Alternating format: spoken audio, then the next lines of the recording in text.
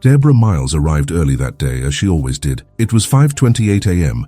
when she pushed open the police station door and took a deep breath, smelling the sour smell of stale coffee mixed with the sweat of the late-night shift. There was something different in the air, something she couldn't quite put her finger on, as if the building knew this would be her last day there. She sat in the same chair as always, drank the same bitter coffee as always, but for the first time in 27 years the taste seemed wrong. What makes a person keep returning to the same place every day, knowing that it's slowly swallowing them up? And why, on the very last day, does everything seem quieter than usual, as if the world itself is holding its breath? The answer is simple. Habit is more addictive than any drug, and just when you're about to break that cycle, your body and mind rebel. The silence, it's the kind of calm before the storm. Deborah didn't know it, but something was about to happen, something the radio hadn't yet warned about. In the locker room, the usual jokes were silent. Some colleagues pretended to be busy. Others wished them luck with an all-too-empty smile. Deborah smiled back, but inside her, there was a restlessness she couldn't explain. The radio crackled. A call to 42 Willow Street. Domestic disturbance. Neighbors reported screaming. Probably another couple destroying each other's lives. Probably. She left the police station unhurriedly, but with her senses sharper than usual. The sun hadn't even fully risen yet. When she started the patrol car, she glanced in the rearview mirror and, for a moment, thought someone was sitting in the back seat. But there wasn't.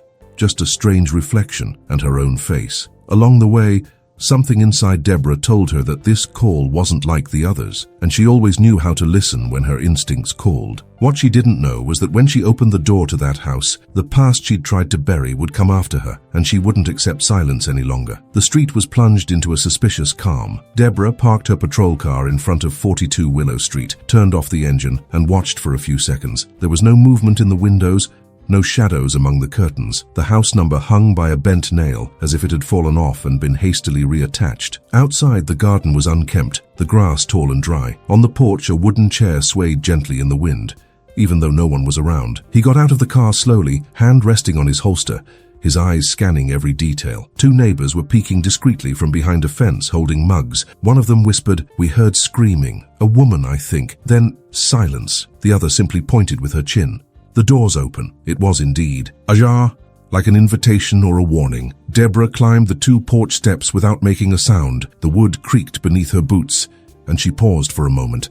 Her heart beat faster than it should for someone with so many years of service. She pushed the door open with her elbow, her hand firmly on her gun. The entrance led directly into a dark living room, where heavy curtains blocked any trace of daylight. Inside, the air was warm. It carried an old smell, like wet books and forgotten dust. Everything seemed still. An upside-down picture frame sat on the fireplace, a broken glass on the floor, but no sign of a struggle, no blood, no voices, only that strange silence that filled the ears, as if someone were whispering without making a sound. "Police!" Deb shouted firmly but subduedly. "Is anyone there?" Nothing. No answer. Just the sound of an old clock in some distant room, ticking away the seconds as if counting backward. She climbed the first few steps of the stairs cautiously, remembering her training, the hundreds of houses she'd entered, the times when it was just a false alarm. But she also remembered the times she'd barely made it out alive. With each step, the creak of the wood beneath her feet seemed louder. Reaching the second floor, she heard a creak that wasn't her own, a light footstep, but real. At the end of the hallway, a half-open door let out a faint light. Deborah approached slowly, gun raised. As she pushed the door open with her fingertips, her body froze. There,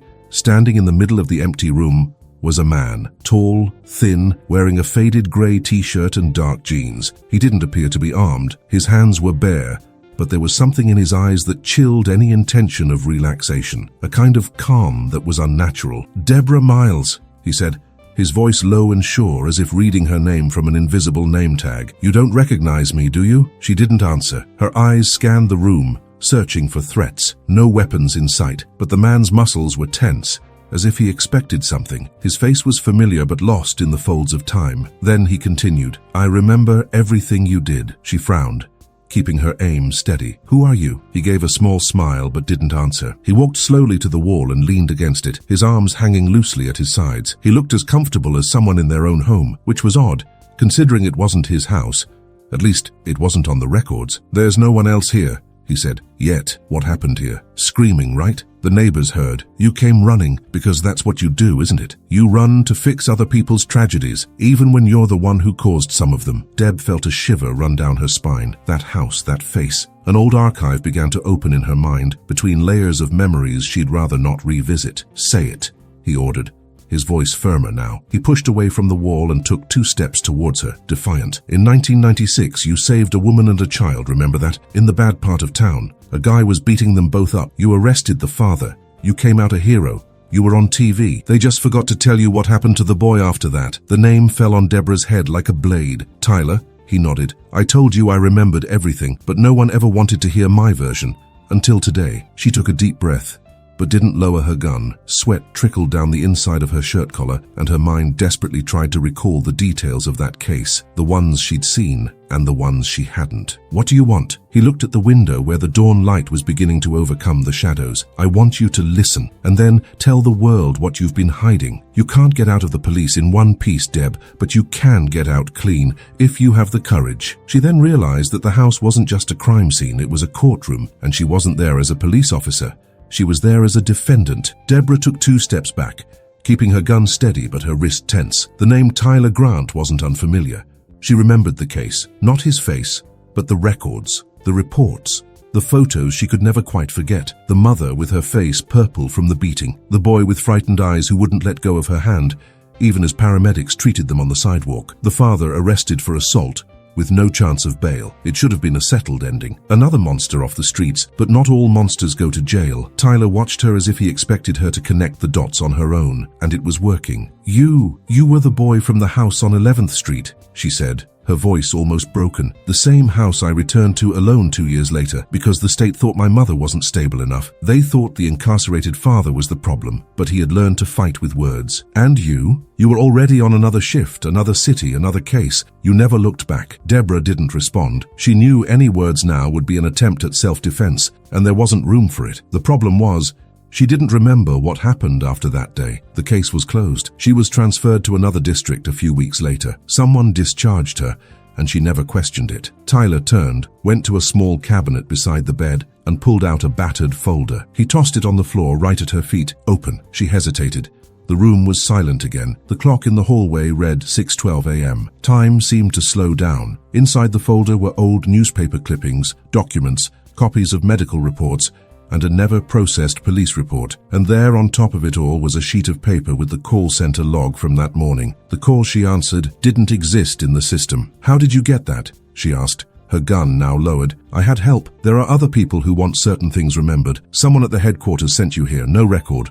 Just you, isolated." Deb felt her stomach sink. She grabbed the radio strapped to her shoulder and tried to contact base. "Dispatch, this is 12:07.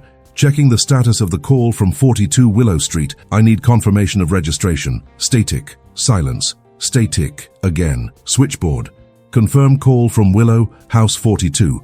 Urgent. Nothing. Not even a sound. They won't answer," Tyler said calmly. "You know that." The tension in the air grew thicker. Deborah now saw the scene from outside. A veteran police officer, alone in an isolated house, sent on a call no one would answer. And inside the house, a man with a story that had never been told. "You want revenge? Is that it?" she asked. Tyler didn't respond immediately. Instead, he walked to the window and gently pulled back the curtain. Outside, a police car drove slowly around the corner but didn't stop. "I want justice, but justice isn't always punishment. Sometimes it's just someone finally admitting they made a mistake and that someone paid the price for that mistake. I lost everything, my childhood, my mother, my mind." Deb felt her throat tighten. If the call had come from someone at headquarters, it meant something deeper was at play. Someone had tampered with the system. Someone within the corporation itself knew about her connection to Tyler and made a point of bringing them face to face. She crouched down and picked up the papers again. One of them showed that the house was registered to Matthew Collins, who had been deceased for 6 years, but his name was listed as an active owner in the municipal registry, a ghost, with an electricity bill paid on time. "Who is Matthew Collins?" "My adoptive father. But he didn't adopt me, he bought me." Deb froze. The pieces now formed something much bigger than an out-of-the-way call. Her past was being unearthed with surgical precision, and there were hands behind it, hands that knew exactly where to dig. "I'll go out with you, Deb. I'm not crazy, but not now. You'll listen to me first, then we'll go to the police station together. I want them to arrest me with you by my side. I want them to see you take me. It will be symbolic, and every symbol carries weight." She nodded slowly, not because she agreed, but because she understood. This was what he wanted, for her to see what he'd become, for her to face what the city had made of him and what she'd let slip by. Deborah looked out the window again. Still no sirens, no backup. It felt like they were in a parallel world, a forgotten street off the map. And maybe they were, because that call should never have existed. Deb sat slowly on the edge of the bed, her eyes still glued to the papers scattered across the floor. Tyler remained standing, now farther away, almost hidden in the shadows of the corner of the room. He didn't seem to want to attack her. Not now. It was as if this were a settling of scores, but not violently, with memory. Memories of 1996 began to spark in her mind. Fragments of a case buried deep in her mind, locked away like so many others she'd tried to forget. She saw herself in that house on 11th Street, climbing a staircase similar to the one now, hearing screams from behind a locked door. Her mother lying on the kitchen floor, her face bruised. And Tyler, 6 or 7 years old, hiding inside a closet, shaking so hard he could barely hold his teddy bear in his hands. At the time, Deb thought she had done the right thing. She arrested the father, called social services, and wrote the report. But there were gaps. Things that seemed small but now weighed heavily. She remembered the mother begging not to be separated from her son, and a social worker who seemed more concerned with filing documents than understanding. A week later, Deb was transferred to another district. She never heard anything more from the family. "What happened after I left?" he asked without looking up. Tyler moved slowly, sitting on the floor facing her, crossing his legs as if it were a normal conversation between two acquaintances. But his eyes were filled with things that couldn't be put into words. "She tried. I swear she tried. But after my dad got out of jail, he found us. He was angry, worse than before. They sent us to a temporary shelter. Then she disappeared. They said it was an overdose. I went to a foster home, the one you saw in the document. And that's when..." He paused for a moment, bit his lip and looked at the floor. Things got even more complicated. Deb felt a weight on her chest. The papers on the floor now seemed to scream at her. Reports ignored, warnings shelved, a request for a custody review that was never answered. And amidst it all, her name, officer in charge, Deborah Miles. "I didn't know," she began, but stopped. The sentence seemed too fragile to carry any value. "I didn't know either," he replied, almost calmly. "I only understood many years later, when I learned to read the reports to understand how the system works. I saw your name there, among the stamps and signatures. You were the last person who tried to do anything, but no one supported it afterward. They filed it away and you left." Deb's throat went dry. She'd always known that policing was a battle, fought daily, and not all of them were winnable. But now, standing before Tyler, he felt it wasn't just a defeat, it was a trail, a piece of the past that grew in the dark, unprotected, feeding on what should have been protection. "You said you had help at the headquarters. Who else knows about this?" he asked. Tyler shrugged. "Not many people, but the right person. Someone who's also seen too much, and who's tired of pretending everything can be resolved with a pretty report. Someone who thought you needed to see for yourself what that day really cost." Deb knew there were holes in many of the cases she'd handled. It was impossible to keep track of everything, even with the best of intentions. But this one had a face, and now a voice. And he sat just a few feet away from her, his anger pent up, and a clarity that cut through more than shouts. "You never thought of looking for me before?" she asked. "I thought about it, many times, but I wanted it to be at the right time, when you were vulnerable enough to listen. Retirement, last shift. I thought maybe it was now." Outside, the morning light was beginning to spread across the streets. A puppy barked in the distance. The city was waking, unaware that in that house 2 lives were intertwining again, in a way impossible to undo. Deb closed her eyes for a moment. The weight she felt on her shoulders wasn't new. She simply carried it better than most. But there, in that room, it became clear that some burdens don't belong only to those who make mistakes. They spread, they grow, they hide in unread reports, in ignored voices, in forgotten children, and the silence, that was never neutral. The radio on Deborah's shoulder crackled silently. The frequency was open, but no one responded. It wasn't ordinary interference. It was control. Someone had shut down the control panel for her. Still, Tyler kept staring at the radio as if it were the only thing that mattered in the stuffy room. "Open the line. I want them to listen. I want the world to listen." Deb knew what he was asking for. It wasn't just a rant. It was a record, a public confession, an act that would burn whatever was left of her reputation and perhaps turn her against her own colleagues. And yet, part of her understood why Tyler was asking for it. He didn't just want justice.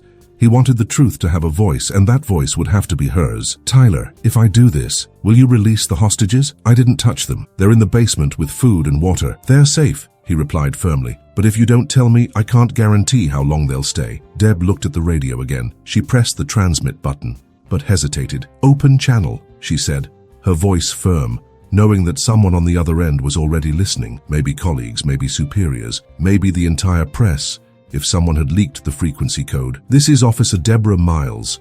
Badge 1207. I'm at 42 Willow Street. I have a statement to make about an old cold neglected case, and one I was a party to. Outside, patrol cars already lined the street. Helicopters circled the block. TV cameras were trained on the door, but no officers entered. The order was to wait. The radio, previously silent, now crackled with tense voices. 1207, this is Commander Russell. End transmission now. I repeat, end the channel. This is a protocol violation." Deb didn't answer. She pressed the button again and her voice filled the frequency again. "In 1996, I responded to a domestic violence incident. A woman and her child were in danger. I acted according to protocol. I did what I could with what I had, but after that, no one looked. No one followed up. The mother died. The child was handed over to another monster, and no one paid for it." The radio exploded with static. Several overlapping commands, shouts, orders to cut the line, but she didn't release the button. "I was transferred shortly after. I never saw the end of that story, but that child's name is here with me today. He is the man who survived, and he is right." Tyler closed his eyes for a moment, as if each word of hers lifted an old weight. "I want accountability, not just mine. I want to know why a call like today's was created without registration. I want to know who used a dead man's name to hide a trap. And I want to know how many other files were buried like this." Deb took a deep breath. Release the button. Silence. For a few seconds there was no response. Not from the dispatcher, not from Russell, not from any of his colleagues in uniform. It was as if the system had frozen in response, until finally a familiar voice emerged. "This is Lieutenant Sarah Coleman. Officer Miles, the channel has been restored. Cameras are live. I repeat, live cameras. Confirm hostages. I confirm too, both alive. And the man?" Deb looked at Tyler. He didn't move. He just slowly raised his hands, making it clear he posed no threat. "He gives in. On one condition. He wants to go out with me. He wants everyone to see it." More voices popped up on the radio trying to interrupt, deny order, but Sarah was quicker. "Granted, Alpha Unit, full back. External visual only." Deb knew what this meant. The police understood the weight of the moment. They knew that if they invaded now, if they acted as they always did, the entire city would see just another man silenced, and perhaps that was what many there wanted to avoid. She looked at Tyler. "Ready? I've been waiting for this for years." Walking down the stairs side by side, the two advanced through the front door. The sun was already high. The camera spotlights were even higher. And in the middle of the cracked asphalt, a crowd of reporters, officials, and onlookers watched in amazement. Deborah no longer wore the badge on her chest. At some point, she'd left it on the bed, next to her document folder. This was no longer a job.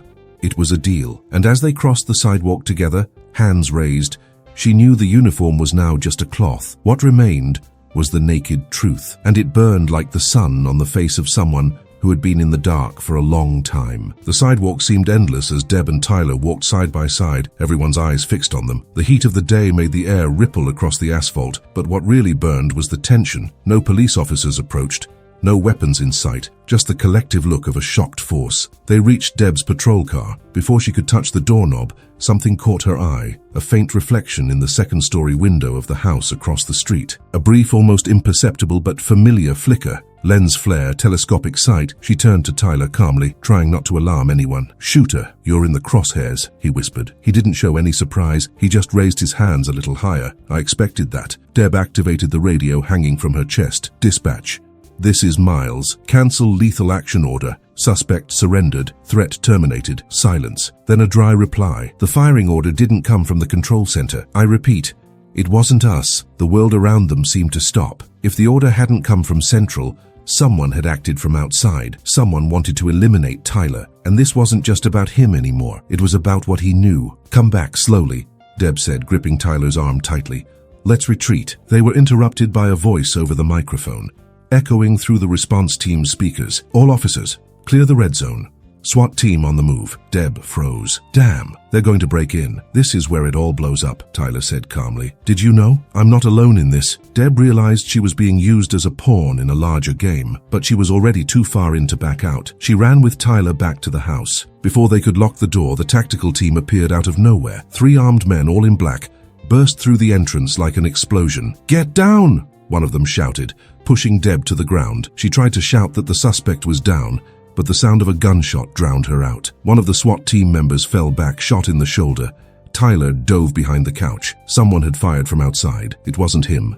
It wasn't Deb, and now no one knew who to trust. Chaos engulfed the house.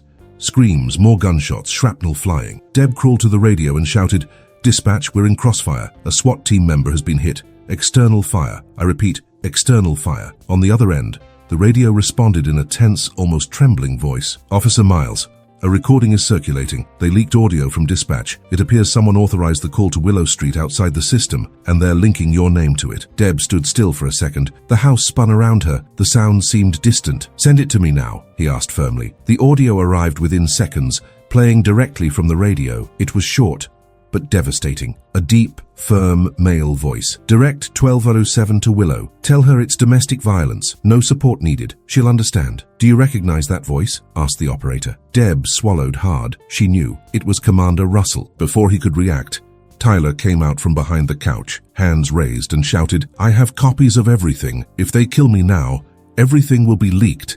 The entire network. All the names." The room froze. The SWAT team members hesitated. One of them turned to the other, confused. "Do you have it?" he asked. "No, but there's something wrong here." Deb stood up with her hands exposed. "He didn't lie. Someone inside the force is pulling the strings. The commander ordered the diversion, and someone tried to execute this man on the sidewalk. That's not protocol. That's silencing." Tyler walked over to her and pulled a small flash drive out of his pocket. "Here, copies of the recording, data, connections, and the name of whoever helped me in there." Deb clutched the device like a bomb. She knew what it meant. If this became public, a lot would fall apart, and the first name in the firing line would be hers. Outside, the press gathered. SWAT retreated. The radio beeped again. "Officer Miles, you're being called back to the precinct for a debriefing.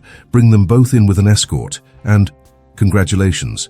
You just shook up the system." She looked at Tyler, who smiled, tired but satisfied. "I told you you wouldn't get out of this in one piece," and he was right. The precinct lights had never seemed so cold. Deborah Miles sat in interrogation room number 2, where she had so often heard criminals confess to their worst crimes. Only this time she was the one on the other side of the table. There were no handcuffs, but the weight on her shoulders was heavier than any chain. She handed over the flash drive. She told them everything.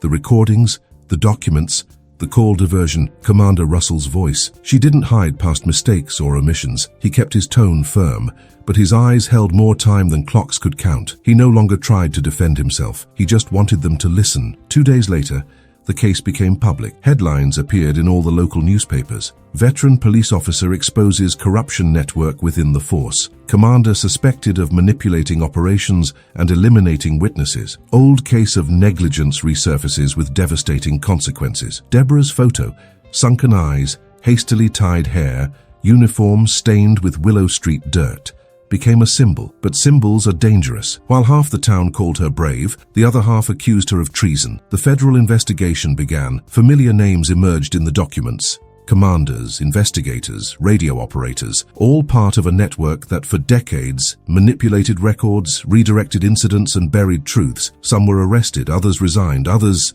disappeared, but her name was everywhere. Deborah never put her uniform back on. She requested voluntary leave, and no one stopped her. Her badge was left unceremoniously on the table. The room where she had worked for years was now occupied by another officer, young, with eyes that hadn't yet seen much. Tyler Grant was held in federal custody as a key witness. Based on the information he provided, other victims began to surface. Old cases were reopened.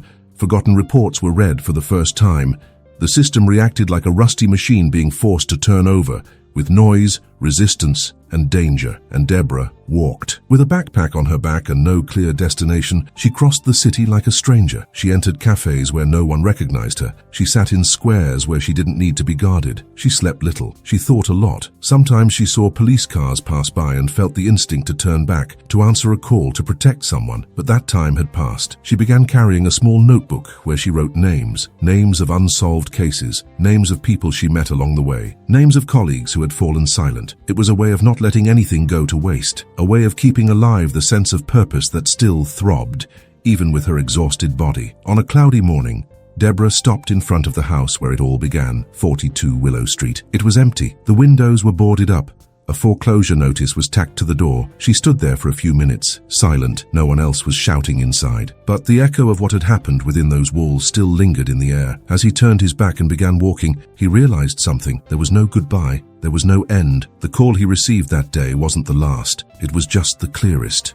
the loudest. The others were everywhere, scattered in poorly filled out documents, muffled voices, promises made and forgotten. She would never return to normal life, because deep down she knew there was no such thing as normal life. The badge could be returned, the gun locked away, the reports filed away, but the truth that no one could erase. Crossing an intersection, she heard a distant siren. Police cars heading to another incident.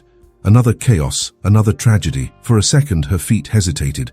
Part of her wanted to run there, as if it was still her duty, as if something could still be resolved, but she kept going, because for those who carry too much truth, the last shift never ends. If stories like this make you think about what lies behind the reports and uniforms, subscribe to the channel. We still have a lot to tell, and some truths that still need to be heard.